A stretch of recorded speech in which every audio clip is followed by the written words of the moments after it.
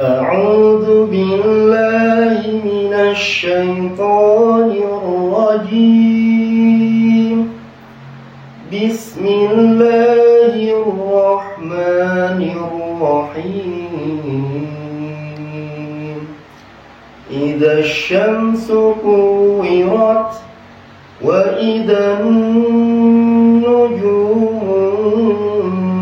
انكدرت وإذا الجبال سيرت وإذا العشار عطلت وإذا الوحوش حشرت وإذا البحار سجرت وإذا النفوس زوجت وإذا الموءودة سئلت بأي ذنب قتلت وإذا الصحف نشرت وإذا السماء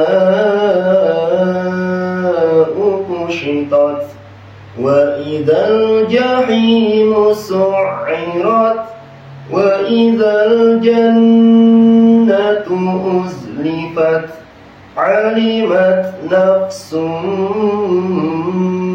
ما أحضرت فلا أقسم بالخنس الجوار الكنس والليل إذا عسعس والصبح إذا تنفس إنه لقول رسول كريم ذي قوة عند ذي العرش مكين مطاع ثم أمين وما صاحبكم بمجنون ولقد رآه بالأفق المبين وما هو على الغيب بضنين وما هو بقول شيطان رجيم فأين تذهبون إن هو إلا ذكر للعالمين لمن شاء منكم أن يستقيم وما تشاءون إلا أن يشاء الله إلا أن يشاء الله رب العالمين صدق الله العظيم. Assalamualaikum warahmatullahi wabarakatuh. Untuk hari ini kita akan membahas tentang Al-Quran. Yang saya bacakan adalah surat At-Takwir dari juz 30. Kenapa saya bacakan surat At-Takwir bukan surat yang lain? Karena surat At-Takwir ini termasuk salah satu surat yang sulit untuk dihafalkan di juz 30. Maka pertanyaan saya, sudahkah kamu memurojaah surat At-Takwir ini lewat hafalanmu hari ini? Atau kamu melupakannya hari ini? Entah terakhir mungkin setahun yang lalu atau 2 tahun yang lalu kamu memurojaah ini. Jadi ini hanya untuk pengingat untuk saya dan untuk kamu yang di sana. Menghafal Al-Quran itu adalah sesuatu hal yang sangat terpuji, sangat membanggakan, tapi mempunyai tanggung jawab yang sangat besar. Semakin banyak kita mempunyai hafalan, tanggung jawab kita juga semakin besar. Beda ketika kita mempunyai hafalan 1 juz dengan sudah punya 10 juz misalkan, atau bahkan sudah selesai 30 juz. Yang menghafal 1 juz satu hari cukup menghafalkan 5 halaman atau setengah juz 10 halaman. Sedangkan yang 10 juz satu hari mungkin bisa 1 juz atau 2 juz. Yang 30 mungkin satu hari bisa 7 juz, harus selesai agar tetap menjaga Al-Quran ada di hatinya.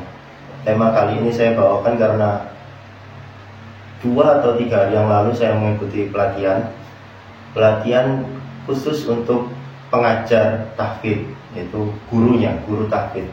Bagaimana kita menyampaikan, bagaimana kita mengajari metode untuk menghafal, dan bagaimana penyampaiannya itu agar anak suka, tertarik untuk menghafal Al-Quran. Karena memang Al-Quran adalah kitab yang mulia, hudan linnas, petunjuk untuk manusia. Dari mana lagi kita bisa mengenal Tuhan kita, dari mana lagi kita bisa beribadah kalau tanpa ada bimbingan dari Rasulullah yang bisa menjelaskan dan menafsirkan Al-Quran dengan benar.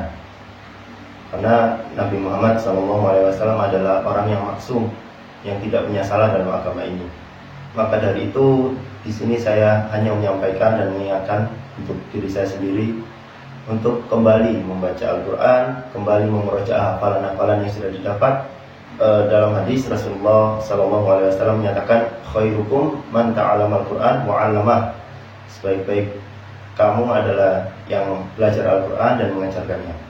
Jadi ketika kita masih dalam tahap belajar, bersungguh-sungguh dalam belajar Al-Quran tersebut.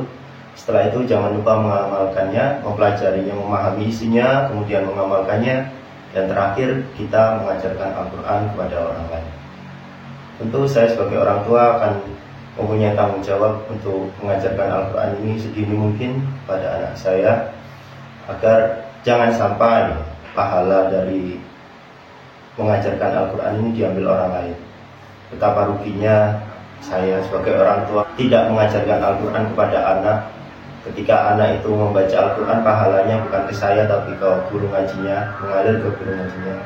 Bagaimana keuntungan saya juga ketika saya berhasil mengajarkan Al-Quran minimal surat Al-Fatihah, yang tentunya sehari pasti dibaca anak itu seminimalnya 17 kali, yaitu dalam salat fardu.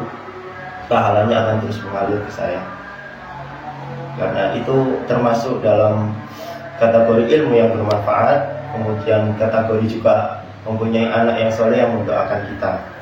Jadi sebaik-baiknya kita sebagai orang tua mendidik anak kita dengan Al-Quran, kemudian baru kita mendidik dengan ilmu-ilmu yang lain. Maka dari itu, dari awal video-video saya buat, saya khususkan memang untuk pengenalan tentang agama Islam sedikit demi sedikit.